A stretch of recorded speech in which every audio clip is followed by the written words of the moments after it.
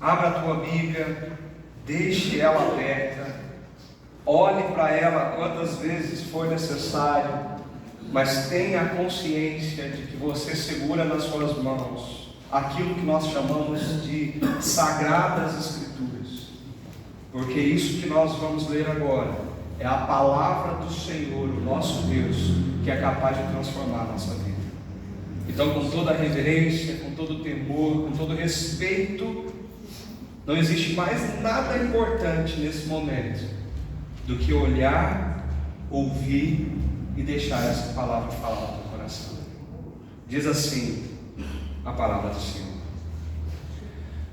muitos dos seus discípulos, tendo ouvido tais palavras, disseram: duro é esse discurso, quem pode suportá-lo? Mas Jesus, sabendo por si mesmo que os seus discípulos murmuravam a respeito do que ele havia falado, disse-lhes: isso escandaliza vocês? Que acontecerá então se virem o Filho do Homem subir para o lugar onde primeiro estava? O Espírito é o que vivifica, a carne para nada aproveita. As palavras que eu lhes tenho falado são Espírito e são vida, mas há descrentes entre vocês. Ora, Jesus sabia desde o princípio quais eram os que não criam e quem iria traí-lo, e prosseguiu: por causa disso é que falei para vocês que ninguém poderá vir a mim se não me for concedido pelo Pai. Diante disso, muitos dos seus discípulos o abandonaram e já não andavam mais com ele. Então Jesus perguntou aos 12: será que vocês também querem se retirar? Simão Pedro respondeu: Senhor, para quem iremos?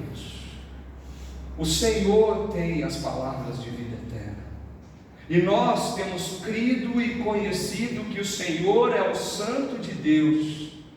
Então Jesus disse: não é fato que eu escolhi vocês, os 12, mas um de vocês é um diabo. Ele se referia a Judas, filho de Simão Iscariotes, porque este, sendo um dos 12, era quem o haveria de trair. Senhor, obrigado pela tua palavra, Pai. Obrigado por cada palavra que o Senhor permitiu que chegasse até o nosso coração. Nós cremos e temos crido que essas são as palavras que revelam quem o Senhor é, que iluminam o nosso caminho, que abrem o nosso coração e que transformam a nossa vida. Nós queremos te agradecer pelo privilégio de ouvi-las e queremos te pedir, Senhor, fale conosco, em nome de Jesus. Amém. O que nós sentimos, irmãos, quando o nosso coração é confrontado? Ninguém gosta de ser confrontado, gosta? Ninguém gosta de receber de alguém, de outra pessoa, um confronto a respeito do que você pensa, do que você fala ou do que você é. Não produz no coração do ser humano, muito orgulhoso como é, um sentimento gostoso e tranquilo, mas o confronto produz um incômodo, produz um sentimento estranho que a gente não sabe nem traduzir por palavras às vezes. Será frustração, decepção, preocupação, medo e inquietação? O que é isso que a gente sente quando algo nos confronta a respeito do que somos e do que cremos? Uma das experiências bonitas que Deus tem nos permitido viver na igreja esse ano de 2025 é o que nós estamos vivendo nos nossos discipulados, nos nossos grupos de discipulado, num projeto muito bonito chamado Discipulado Vida. Esse ano nós começamos cerca de 13 grupos, pelo menos, nesse discipulado. E muitas pessoas da nossa igreja estão envolvidas, liderando esses grupos e ajudando pessoas a se conectarem com a palavra do Senhor.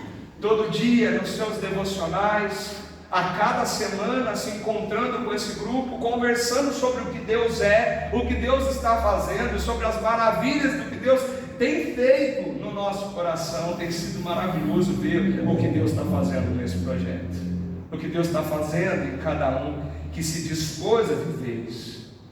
E alguns testemunhos, alguns feedbacks são dados para a gente e deixa meu coração muito alegre, muito contente ao ouvir isso. Recentemente, de uma das irmãs que participam do discipulado, eu recebi um feedback que me deixou extasiado, porque ela disse assim: pastor, eu estou ali, diante daquele grupo comigo, mas a cada dia que eu abro essa palavra, que eu abro aquela apostila, essa palavra confronta a minha vida, confronta o meu coração. Muitas coisas são questionadas, perguntadas, e eu sou confrontada com tudo isso que a palavra de Deus traz para mim. E foi bonito perceber ela dizendo que todos os dias, seguindo o ritmo desse discipulado, ela abre a apostila, abre a Bíblia, e ali ela começa a fazer os seus devocionais diários. E quando ela percebe, já não é mais somente a apostila e a Bíblia aberta, mas agora ela está ali e, confrontada, ela percebe que o próprio Jesus faz parte daquele momento. O que você sente, irmão, quando você abre a palavra do Senhor e essa palavra vem de encontro ao seu coração e confronta lá no fundo? Há momentos, irmãos, na vida cristã em que a palavra de Deus, ela não parece ser somente um convite suave, um conforto. Ela é uma confrontação direta. Algumas palavras escritas no livro sagrado ferem, cortam, exigem de nós uma reação, uma resposta, e você talvez nem perceba, mas todas as vezes que a palavra do Senhor é lida e chega aos teus ouvidos, imediatamente você reage a ela, mesmo que seja com desprezo e abandono, mas você reage, mesmo que seja diminuindo, mesmo que seja colocando de lado, dando importância para outras coisas, ou se quebrantando, se transformando, se derramando na presença do Senhor. João 6, o capítulo que nós terminamos hoje, é um capítulo emblemático no Evangelho de João. Ele começa de uma forma tão empolgante para o nosso coração quando nós lemos esse capítulo, porque ele começa com uma multidão procurando Jesus, e essa multidão está faminta por significado, por propósito. Eles não sabem, mas eles querem algo que sacie essa fome deles. Essa multidão está diante do Senhor agora, que faz curas, milagres, e um grande milagre, multiplicando o pão, multiplicando os peixes, e eles são alimentados e podem se fartar na graça do Senhor. Jesus percebe logo que essa multidão está com algumas motivações erradas no seu coração. Se você está com a gente nos últimos domingos, você sabe disso. E de repente, essa multidão que quer agora resposta aos seus problemas pessoais e atuais, eles querem levar Jesus à força para sentá-lo num trono de judeus e dizer: agora o governo é nosso, agora a economia vai ser resolvida, o poder político vai ser resolvido, agora nós temos um rei nosso. Jesus, percebendo isso, despede os discípulos, despede a multidão. Jesus vai orar, uma grande tempestade acontece. Jesus anda sobre as águas, mostra mais uma vez a sua glória, o seu poder, a sua majestade. Ele traz bonança, calma, ele desafia os discípulos ao movimento de fé mais uma vez. Eles chegam do outro lado, em Cafarnaum, e Jesus, quando chega naquele lugar, a multidão chega também. Quando a multidão chega, a mesma multidão agora mais sedenta ainda pelos milagres e por aquilo que Jesus podia oferecer, agora ela chega e Jesus olha para aquela multidão e começa a ensiná-los num discurso lindíssimo do capítulo 6 do Evangelho de João, onde ele mostra que o ser humano possui sim uma fome dentro do seu peito, que nada é capaz de saciar, e que a expectativa era que algo mirabolante acontecesse, mas Jesus diz: eu sou o pão da vida, sou eu que sacio a fome de vocês. Se vocês crerem em mim, vocês não vão ter fome, vocês vão ter salvação, vocês vão ter vida eterna. Creiam em mim. Mas ele fala outras coisas, como: ninguém pode crer se o Pai não trouxer. Ninguém pode vir se o Pai primeiro não trouxer. E para aqueles homens que pensavam que tudo era mérito, que tudo era obra das suas mãos, que nós somos salvos por aquilo que nós fazemos, que nós somos salvos pelo sobrenome que carregamos, pela tribo que pertencemos, para aquelas pessoas que ouvem essa mensagem, a cabeça fica confusa, o discurso cai de um jeito estranho, e aquela multidão começa a ficar alvoroçada, reações diversas começam a acontecer ali, grupos distintos começam a aparecer, murmurar, questionar, e semana passada nós vimos isso brilhantemente exposto pelo pastor David aqui, sobre como a murmuração, elas vêm à tona na nossa vida, pela má compreensão daquele que é o pão do céu, que sacia a nossa fome. Nós chegamos nesse último trecho do discurso de Jesus do João 6, a fase final das suas palavras, o desfecho de tudo isso. E aqui nós podemos perceber claramente um momento de ruptura muito grande, quando a palavra pesa e as reações acontecem. Meu irmão, ouvir essas palavras automaticamente causará uma reação no seu coração. Aqui nós temos pelo menos 3. Nós vemos escândalo e incredulidade. Nós vemos fidelidade e rendição. Nós vemos falsidade, religiosidade e traição. Eu quero convidar você, junto comigo, a olhar para esses grupos, os judeus, os discípulos, os 12 e Judas, e aprender com eles pelo menos 3 princípios essa noite, que norteiam a nossa vida ainda hoje, diante da realidade do que Jesus expõe na sua palavra.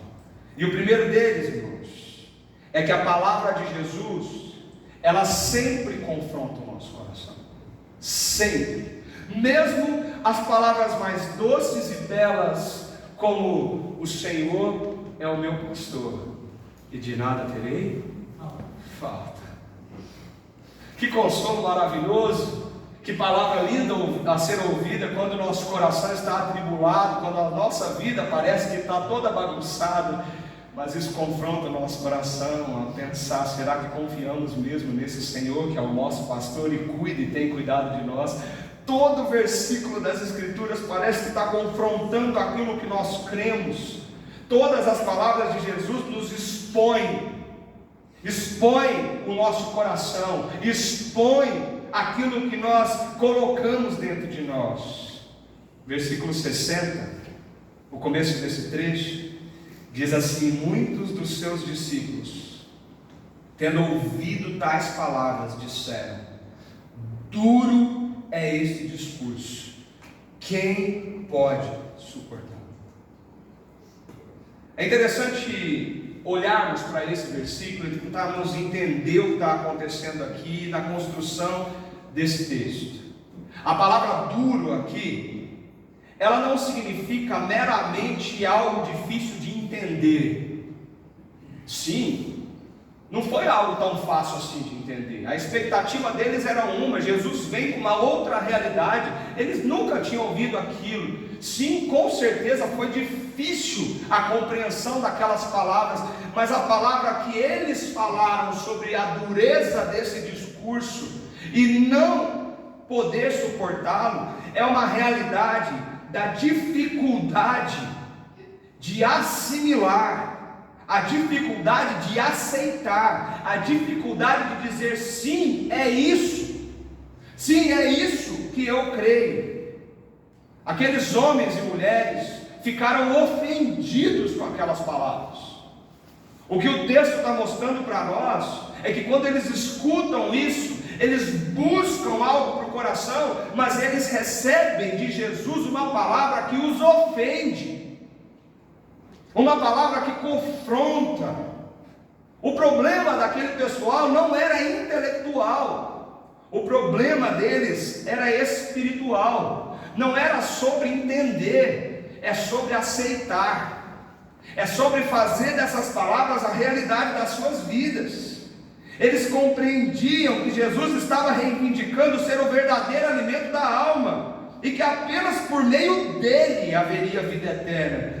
Mas, queridos, isso fere diretamente o orgulho de homens e mulheres tão arraigados nas suas tradições e nas suas expectativas, nas suas experiências. Quando você confia demais em você, e você abre essa palavra, ela começa a confrontar o teu coração, e começa a expor aquilo que você colocou aqui dentro, que não deveria estar aí. Você achou que a vida inteira era você correr atrás do seu trabalho, da sua carreira, porque isso daria significado e propósito para a sua vida. Você lutou tanto, você trabalhou tanto, você ralou tanto, você suou a camisa, você se dedicou tanto para aquilo, desde a faculdade até a empresa que você entrou. Você correu.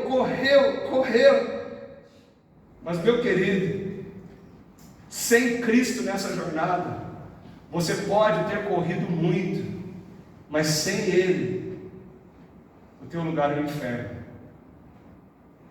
Porque somente Ele é o caminho, a verdade e a vida. Talvez você colocou todas as suas expectativas num relacionamento, nos seus amigos, no seu casamento, nos seus filhos, transformando cada uma dessas esferas da nossa vida como um verdadeiro ídolo, um Deus falso na sua vida. Você achou que era isso que te traria significado, propósito, e quando você abre essa palavra, isso aqui vai confrontar a realidade do seu coração, dizendo para você que não. Tudo isso é bênção de Deus na nossa vida, tudo isso é aquilo que o Senhor derrama como bênção sobre nós, mas nada disso, absolutamente nada disso pode ocupar o lugar de Jesus Cristo na sua agenda, na sua rotina, como prioridade absoluta que Ele tem. Quando lemos a palavra do Senhor, ela confronta as nossas emoções. Por que está abatida a minha alma? Por que você está triste? Espera em Deus, confia nele. Quando você abre a palavra de Deus, ela confronta as suas decisões. Existem caminhos que parecem ao homem caminhos bons, mas que no final são caminhos de morte. Será que temos escolhido as coisas boas dessa vida? Quando você abre essa palavra, ela te traz uma cosmovisão da sua história, te insere no meio daquilo que Deus está fazendo, e isso ressignifica todas as coisas. Mas a dureza do nosso coração às vezes reage a isso de uma forma tão triste, de incredulidade e desprezo. E é por isso que em seguida Jesus olha para aquela multidão e faz uma pergunta tão pesada, dizendo assim: isso escandaliza vocês? Isso escandaliza você? Talvez você já está pensando assim: pastor, nossa, que pesado, que difícil isso, que palavra forte. Sim, Jesus, mais uma noite, está perguntando para mim e para você: isso escandaliza você? A realidade do que eu estou expondo, a realidade do que eu estou fazendo, isso escandaliza você? Versículo 62, ele continua dizendo assim: o que acontecerá então, se virem o Filho do Homem subir para o lugar onde primeiro ele estava? Essa palavra subir é interessante, porque o sentido dela, ele remete a algo que está sendo levantado.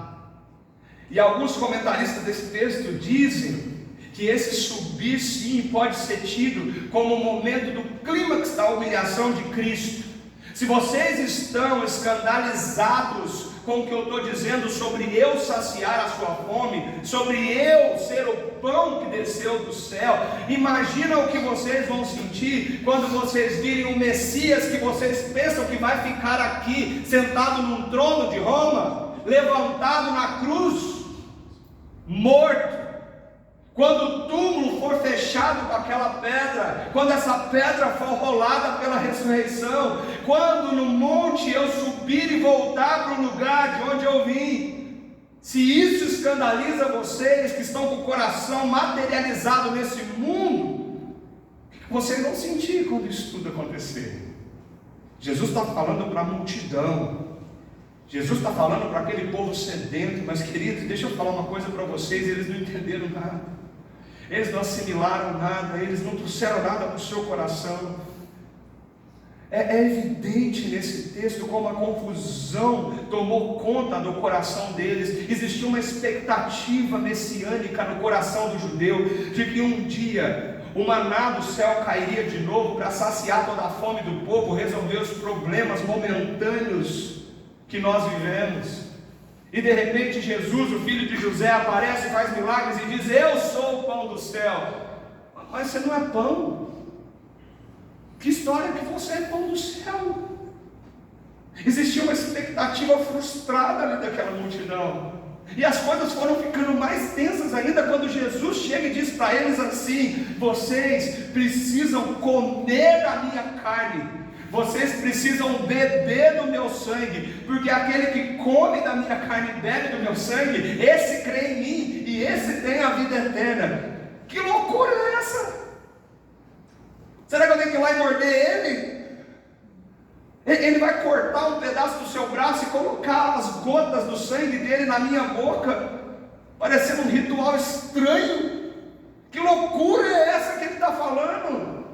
Comer dele, beber do sangue dele. Sim, meu querido, tudo evidencia que o coração daqueles homens e mulheres que estavam tão presos ao materialismo desse mundo aqui, entendeu as palavras de Jesus de uma literalidade enorme. Eles entenderam que comer era comer a carne de Cristo, que beber o sangue era beber o sangue de Cristo, e aquilo não fez sentido nenhum no coração e para a vida deles. E ao invés do coração sentir a palavra trazendo um confronto libertador, a Bíblia nos fala que o que eles sentiram foi escândalo. Eles ficaram escandalizados, eles ficaram alarmados. E Jesus diz que a raiz dessa resistência, desse escândalo, é a incredulidade do coração deles. No versículo 63, o Senhor diz: o Espírito é o que vivifica, a carne para nada aproveita. As palavras que eu lhes tenho falado são espírito e são vida. Sabe o que Jesus está falando aqui, gente? Jesus está falando para eles: eu estou falando de algo que é espiritual, meus queridos. Eu estou falando de algo que transcende isso que vocês estão esperando para esse mundo aqui. Eu estou falando de algo que é espírito e vida. Vocês estão preocupados com as coisas terrenas, momentâneas. Vocês estão preocupados com a política, com a economia. Você está preocupado com o trabalho. Você está preocupado com o que você vai vestir, o que você vai comer. Não foi isso que Jesus disse? Por que vocês estão ansiosos com o que você vai vestir, o que você vai comer? Eu estou cuidando de vocês. Mas era só isso que eles se preocupavam. E ele dá as minhas palavras é numa outra esfera. A descrença, irmãos, era a raiz da letargia espiritual deles. A falta de convicção, a falta de fé. No versículo 64, Jesus afirma: as minhas palavras são espírito e vida, mas há descrentes entre vocês. Vocês não creram. Vocês não creem. vocês não pegaram o sentido das palavras. E João faz questão de explicar isso, dizendo: ora, Jesus sabia desde o princípio quais eram os que não criam e quem iria trair. Jesus sabia quem estava ouvindo, quem estava crendo, quem estava com ele.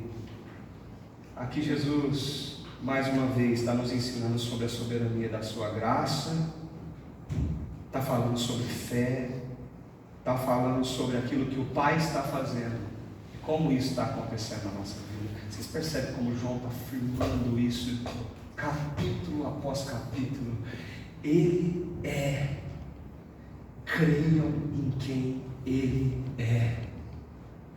João, desde o primeiro versículo do seu Evangelho, ele está dizendo: deixa eu mostrar para vocês quem Ele é. E o que vocês precisam fazer? Vocês precisam viver de caridade e boas obras? Não, vocês precisam crer em quem Ele é. Naquele momento, a palavra do Senhor diz que Jesus perdeu a maioria dos seus discípulos. Versículo 66 diz assim: diante disso, muitos dos seus discípulos o abandonaram e já não andavam mais com eles. Muitos se levantaram e saíram. O que eu queria trazer para a nossa vida com esse primeiro princípio desse texto? Todas as vezes que nós abrimos a palavra do Senhor, e o privilégio que a gente tem de ter isso tão próximo, nós seremos confrontados pelas palavras de Jesus.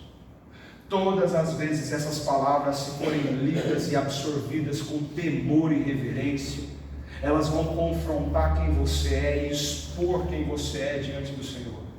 Elas vão te mostrar o caminho, a verdade e a vida. Elas vão te mostrar onde Jesus quer que você esteja, na sua fé, nas suas convicções. Todas as vezes que você lê, você será confrontado. Eu sou o pão da vida, mas é nele que você se sacia. Ele é a fonte da sua saciedade espiritual, ou você tem buscado por aí inúmeras coisas para preencher esse vazio que você tem dentro de você? Pastor David disse: sim, nós temos um vazio, um buraco dentro de nós, mas sabe qual é o problema? Nós preenchemos esse buraco com tantas coisas que não são o Senhor, e a palavra está expondo isso, está expondo isso. Eu acho tão bonito esse texto, gente, porque para mim, como já foi falado aqui nessa igreja, o que separa o discípulo do meio da multidão, o que separa o discípulo do meio da multidão é a reação do seu coração ao confronto da palavra. Quando você ouve a voz do Senhor na Bíblia, você se escandaliza ou você se entrega? Você rejeita ou você deixa ser transformado? Você humildemente acolhe aquilo para você, ou você de forma rebelde, leviana, você despreza aquilo como se não fosse para você? Se o escândalo faz parte da tua reação, tome cuidado, meu querido. Você pode estar simplesmente fazendo parte da multidão. Você vem à igreja, você senta nesses bancos, você participa das atividades, mas de nada disso te trouxe para perto do Senhor Jesus Cristo, porque as palavras dele mais te escandalizam do que te confrontam para a transformação.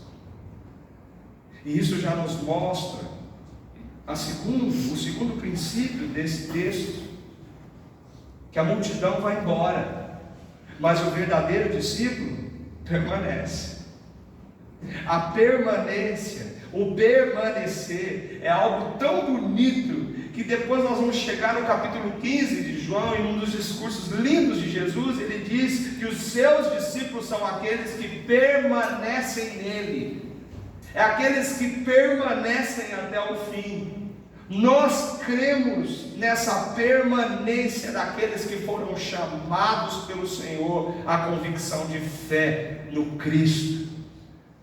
A multidão vai embora, mas o verdadeiro discípulo permanece. Gente, igreja cheia não é sinal de absolutamente nada. Bancos lotados de pessoas não é sinal de absolutamente nada. Você vai num show de stand-up, lá também está lotado. Você vai no show da sua banda favorita, lá também está lotado de gente.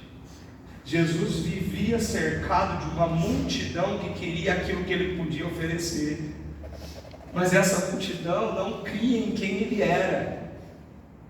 Então ter a sua história na igreja é muito bonito, é lindo, nunca deveria ser desprezado, mas cuidado para não fazer disso uma muleta que te salva porque você pertence ao rol de membros dessa igreja. Como um judeu, você está pensando que o seu sobrenome é a sua salvação. Como um judeu, você está entendendo que quem você é enquanto cristão no censo do IBGE garante o seu lugarzinho ali no céu. Não é sobre número, não é sobre multidão, nós estamos falando sobre aquele que permanece. E sim, alguns vão embora. O próprio apóstolo João, na carta de 1 João, capítulo 2, versículo 19, ele diz o seguinte: eles saíram do nosso meio, mas não eram dos nossos, porque se tivessem sido dos nossos, teriam permanecido conosco, mas eles se foram, presta atenção nisso, para que ficasse manifesto, evidente, que nenhum deles é dos nossos. João está dizendo que existe sim um movimento de pessoas que vêm, mas que não ficam, que vêm, mas que não permanecem, que vêm, que se encantam, que ouvem, mas não são transformados. Nada muda, tudo continua do mesmo jeito. É por isso que nós questionamos ano após ano se Itatiba é uma cidade que tem 90% de cristãos no seu censo.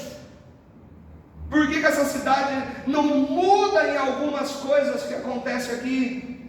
Se o Brasil é declarado no IBGE com 89% do cristianismo presente, por que o nosso país continua rolando em corrupção, rolando em injustiça, rolando em violência?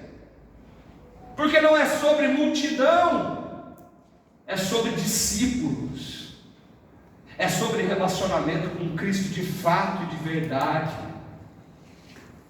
Jesus uma vez em Marcos, capítulo 4, ele fala de uma parábola tão bonita, muito conhecida até, que ele conta de um semeador que sai a semear. E ali ele apresenta que a semente cai em pelo menos 4 solos, ele diz. No primeiro, a semente cai num solo chamado à beira do caminho.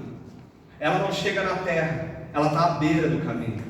E quando as aves dos céus vêm, elas vêm, retiram a semente ali, ela não consegue frutificar e fazer nada. E Jesus explica: esses são aqueles que ouvem a palavra, mas logo vem Satanás e retira a palavra do coração dessas pessoas, e a dureza do seu coração, a incredulidade continua predominando. Elas podem até vir na igreja, mas a cada domingo ouvem, e aquilo não muda nada, não faz diferença nenhuma, não transforma em nada. E Jesus continua dizendo que depois a semente caíram num solo que era muito rochoso, duro, impenetrável. A semente não tinha raiz profunda. E quando começa a germinar e crescer, o que acontece? Ela começa a murchar e morrer, porque não tem solidez nas suas raízes, não tem raízes profundas. E ele diz: sabe quem são esses? São aqueles que ouvem a palavra do Senhor com alegria e entusiasmo. É aquele irmãozinho que chega aqui na igreja e fala: pastor, é isso, como foi bom escutar isso essa noite, como isso mudou a minha vida. Mas Jesus diz: mas os problemas vêm, as frustrações vêm, as decepções vêm, os desafios da vida vêm, e logo ele se escandaliza. A palavra escandalizar usada na parábola é a mesma palavra usada na reação da multidão quando Jesus falou sobre João 6. Você recebeu a palavra com alegria, mas quando as coisas difíceis acontecem, você largou Jesus, porque estava difícil. Duro é esse discurso, quem vai poder suportá-lo? Dura coisa é ouvir isso. E Jesus está perguntando de novo: isso te escandaliza, irmão? Isso está escandalizando você? Ou como aqueles 2 jovens discípulos no caminho de Emaús, quando ouviram o Senhor, encharcaram o seu coração, arderam o coração da presença do Senhor quando ouviram as suas palavras.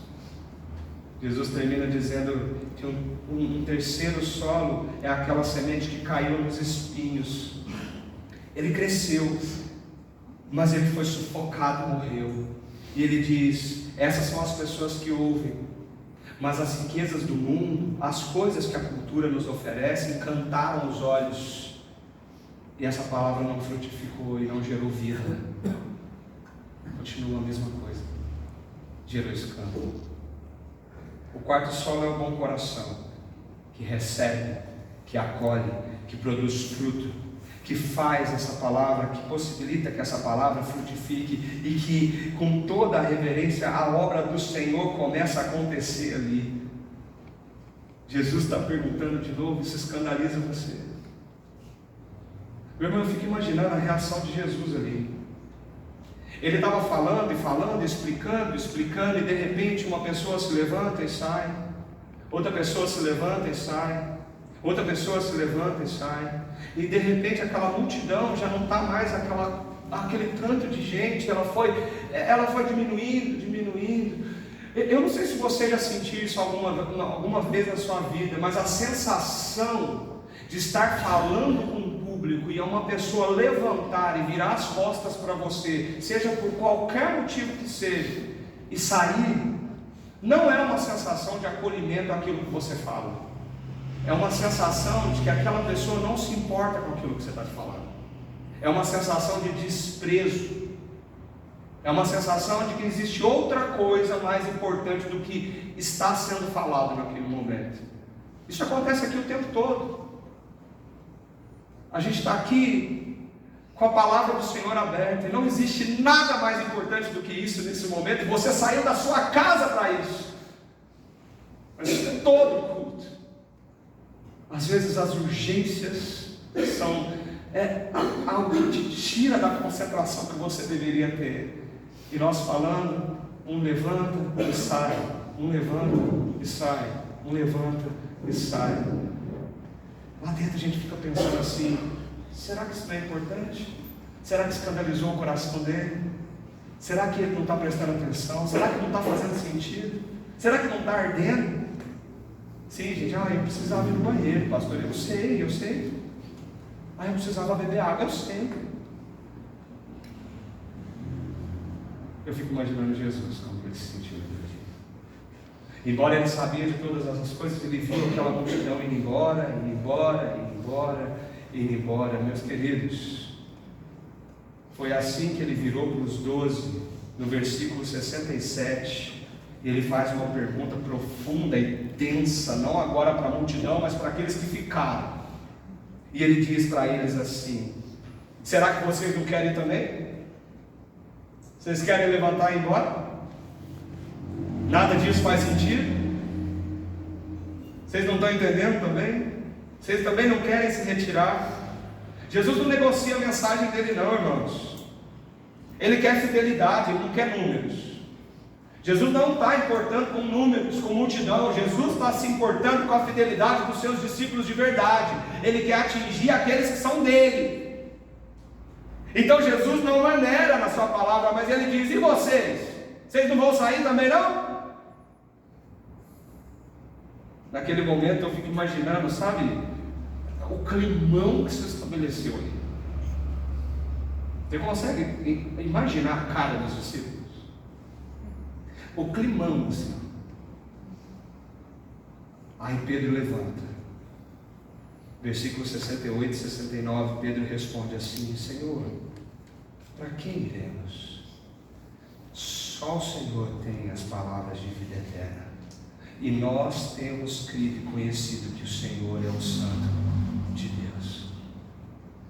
Eu Eu fico imaginando os olhos de Pedro cheios de lágrimas, talvez as mãos trêmulas, o coração ardendo com a convicção do que ele está falando, e é naquele momento que ele levanta, representando todo aquele grupo, dizendo: Senhor, para quem nós iremos? Meu irmão, o ser humano foi criado por Deus para seguir aos seus passos, os seus passos. O ser humano foi criado por Deus para estar diante de Deus. Nós sempre estamos seguindo alguém.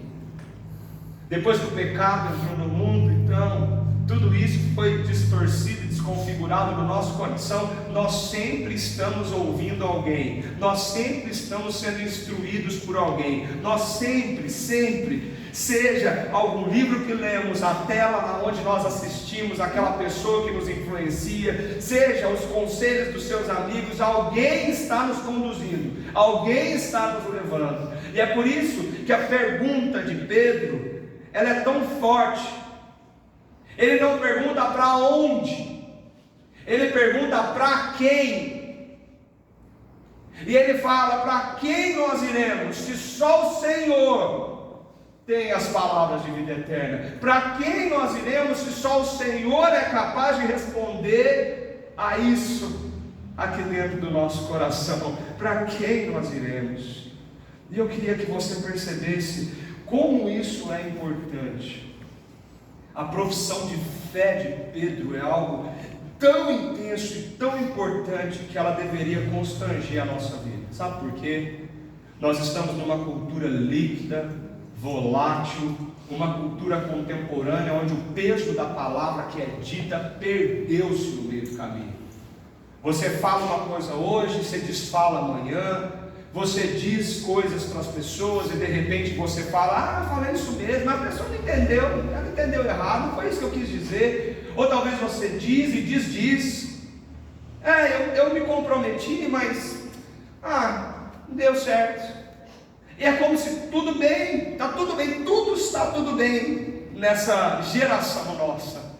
Eu errei, mas está tudo bem. Eu me comprometi e não consegui, mas está tudo bem. Tudo está tudo bem. E as palavras perderam o seu peso, as palavras perderam a sua veracidade, as palavras perderam a sua confiança. Nós trocamos no nosso mundo contemporâneo a profissão de fé sólida e real, que nos identifica, que nos mostra quem somos, a verdadeiro compromisso público daquilo que nós acreditamos. Quando nós dizemos: nós cremos, Senhor, que o Senhor é o Santo de Deus. Quando Pedro diz isso, ele não está simplesmente jogando palavras para o ar para acalmar o climão que foi estabelecido, não. Ele está dizendo: nós sabemos quem nós somos, eles foram embora, mas nós vamos permanecer até o fim, porque nós sabemos quem o Senhor é, nós cremos em quem o Senhor é. Nós não estamos aqui por causa de pessoas, nós não estamos aqui por causa de eventos, nós não estamos aqui por causa de distrações, de entretenimento. Nós estamos aqui, sabe por quê? Por causa do Senhor. E eu tenho repetido isso tanto aqui nesse lugar. Venha para a igreja por causa de Jesus, meu irmão. Venha para esse lugar por causa dele. Por causa dele. Porque Ele vem aqui encontrar você.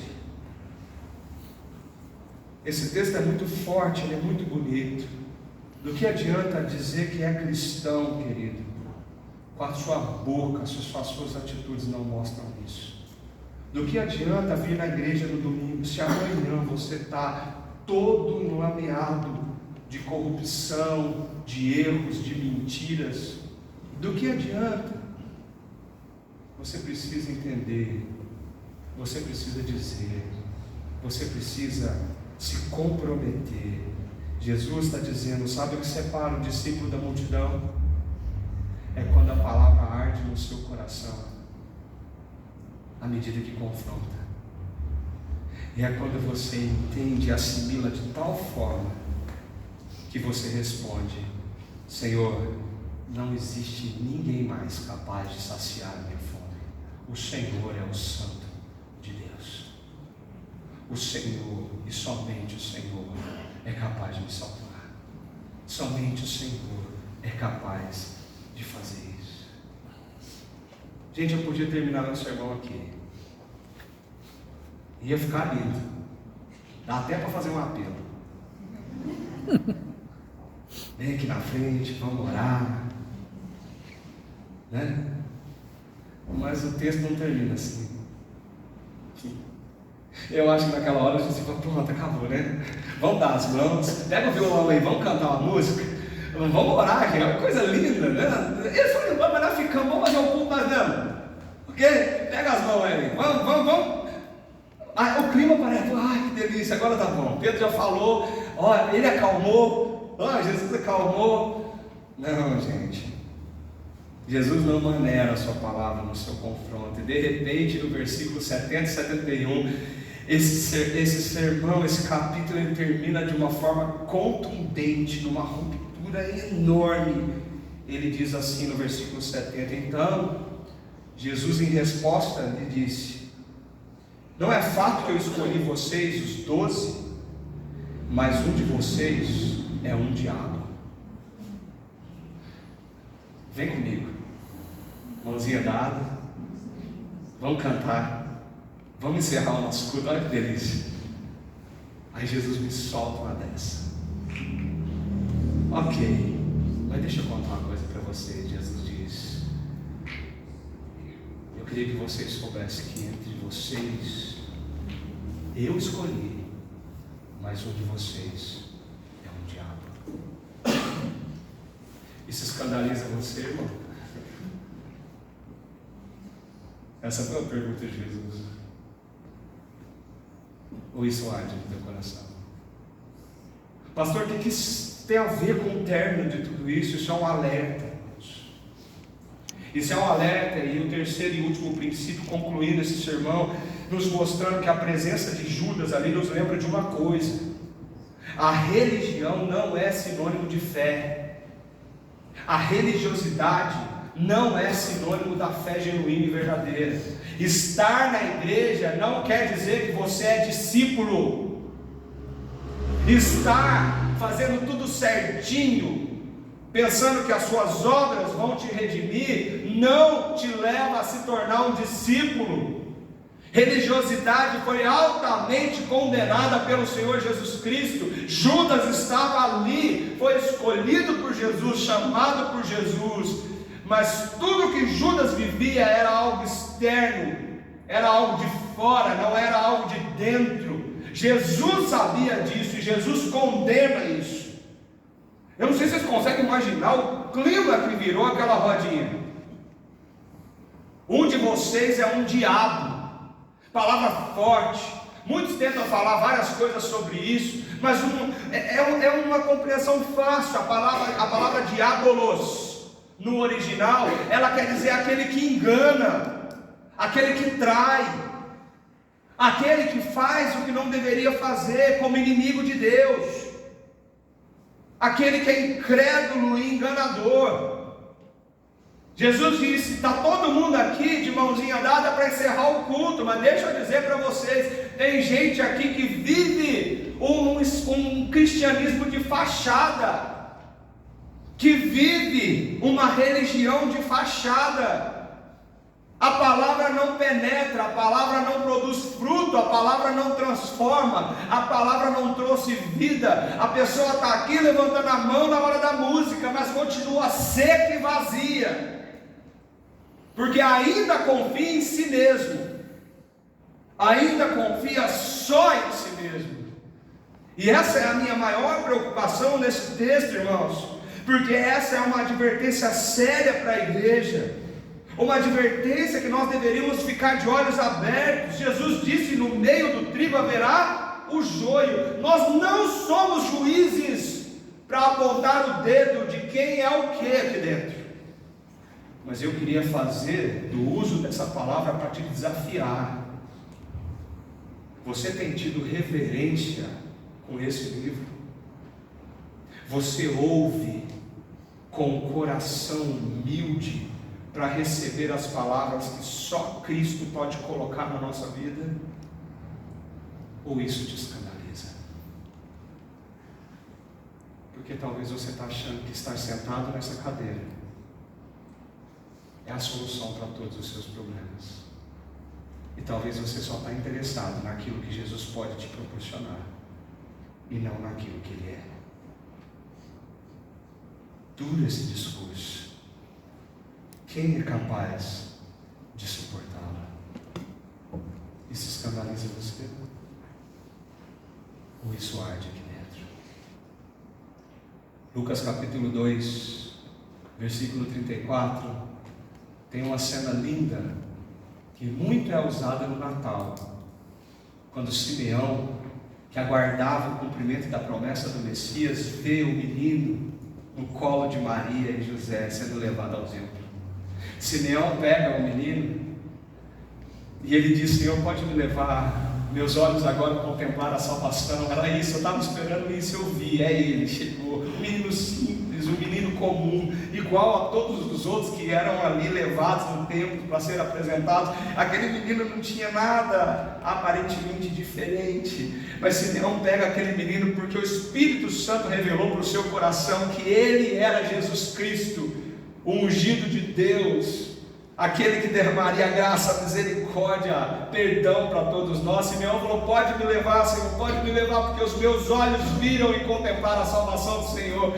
Mas naquele momento Simeão volta para Maria e diz algo profundo para ela, diz assim: eis que este menino está destinado tanto para a ruína como para a elevação de muitos em Israel, e para ser alvo de contradição, para que se manifestem os pensamentos de muitos corações. Jesus, Ele não só falava palavras doces de consolo, as palavras de Jesus confrontam o coração, separa os discípulos do meio da multidão, e a palavra de Jesus nos alerta: cuidado, cuidado, porque religião não salva, o que salva é a fé em quem Ele é. Nós recebemos do Senhor algo tão bonito, que é o que vamos viver agora. A palavra do Senhor diz assim, que todas as vezes que nós nos reunimos e sentamos nessa mesa, em obediência às suas palavras, nós podemos mais uma vez proclamar a morte do Senhor Jesus Cristo até que Ele venha. Isso não é um mero ritual, queridos. Ouvir palavras como essa e sentar nessa mesa é um privilégio e uma evidência de que no meio da multidão você entendeu e você é um discípulo. Então, se você é discípulo de Jesus, examine o seu coração, coma do pão, beba do cálice e deixe o Senhor transformar a tua vida.